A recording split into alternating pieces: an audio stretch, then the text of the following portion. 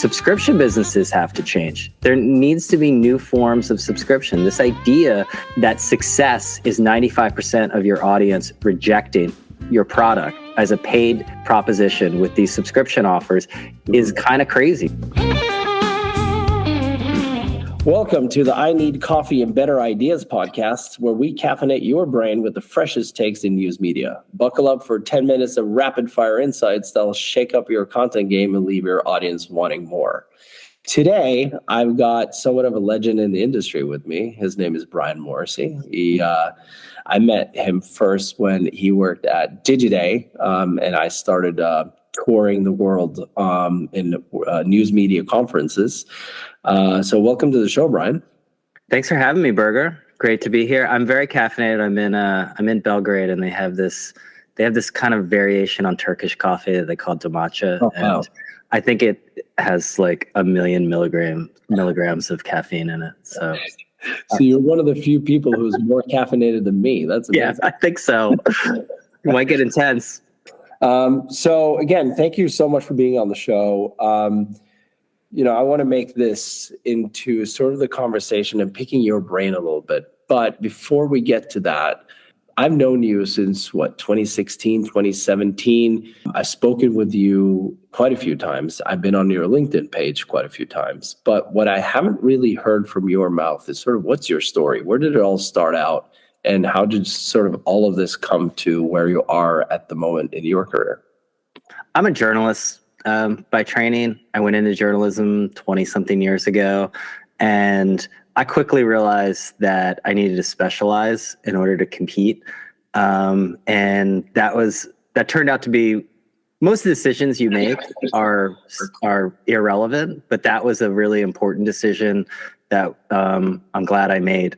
And so I specialized, I ended up in an area that was nascent, and that was online advertising. It was back when Google wasn't even public yet, and people didn't really understand how massive the search business was going to be. And that ended up, I just went with that in my career. I think a lot of times, you want to go into different areas. What I realized was if you can go narrow and deep, you end up having leverage personally in the market. And so I've sort of specialized really since then in both digital advertising and then in digital media. Maybe I should have stayed in digital advertising, but we can get into that. And so I just went on as a journalist to cover this industry from a bunch of different areas, first as a reporter, and then as the editor-in-chief and president at Digiday Media. And now, with this shift from sort of institutions to individuals, I'm building my own media brand called the Rebooting. That's around me at the end of the day. I want to add others, but I believe that if you look in the market, you can do a lot and you need to do a lot with smaller organizations. So I just look at that as another competitive advantage. For sure.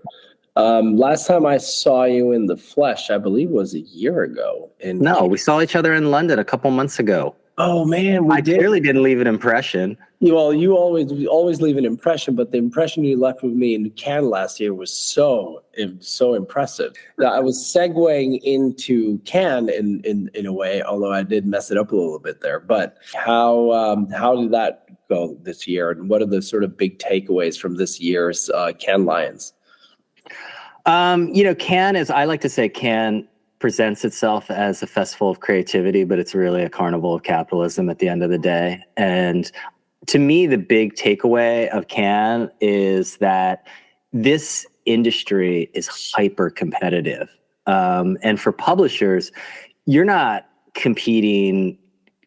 So on the audience side, you're competing with creators, you're competing with all the athletes that were at Cannes who have their own media companies or just are media entities of their own.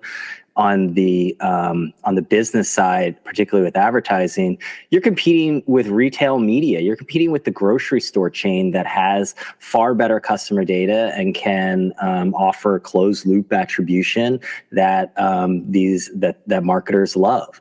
So the reality for publishers, that was my big takeaway, is that if you don't want to compete, you should probably go into real estate or something else, because this is not a field for you.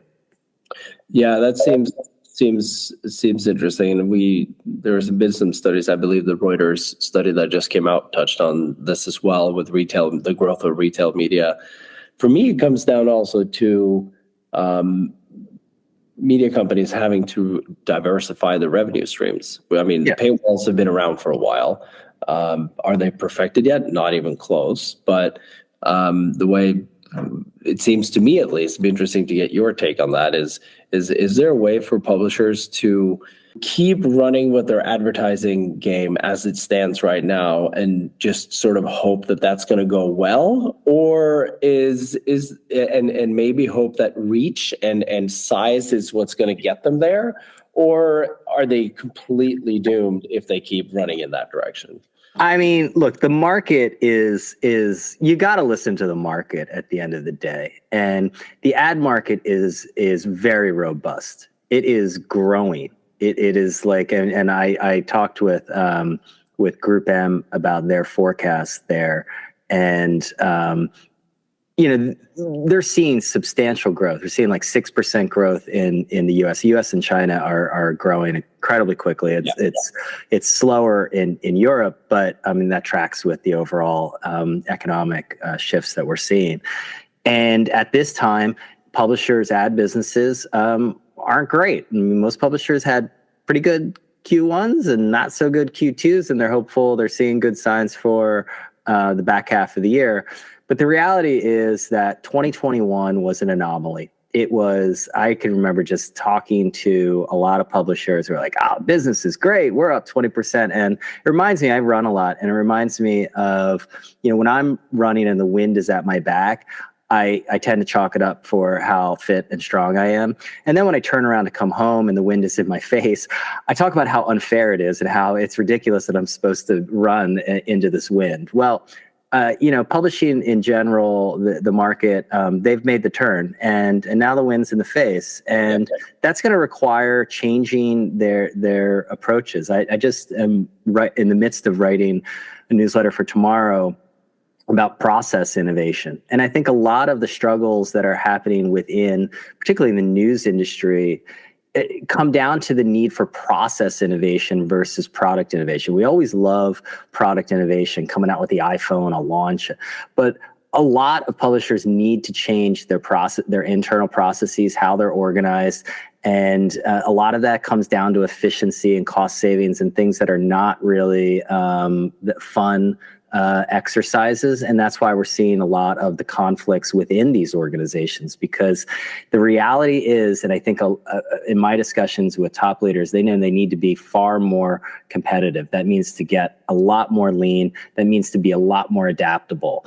And the same, if you're just betting on the ad business coming back as it was, that's a death sentence. It's not coming back. 2021 is not coming back. And so ad businesses have to change. Subscription businesses have to change. There needs to be new forms of subscription. This idea that that success is 95% of your audience rejecting your product as a paid proposition with these subscription offers is kind of crazy. So I think, look, Will Lewis, what he's doing at the Washington Post, but one of the things that I really agree that they're driving forward is to rethink how they get the audience to pay them. And whether that's session passes, whether that's having a wallet that can be redeemed for specific pieces of content, that's critical. Those kind of innovations are critical, because I think just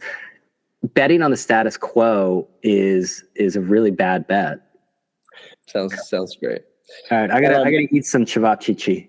You do that. Thanks again, Brian. Really appreciate it. Enjoy Serbia. All right, thanks, dude.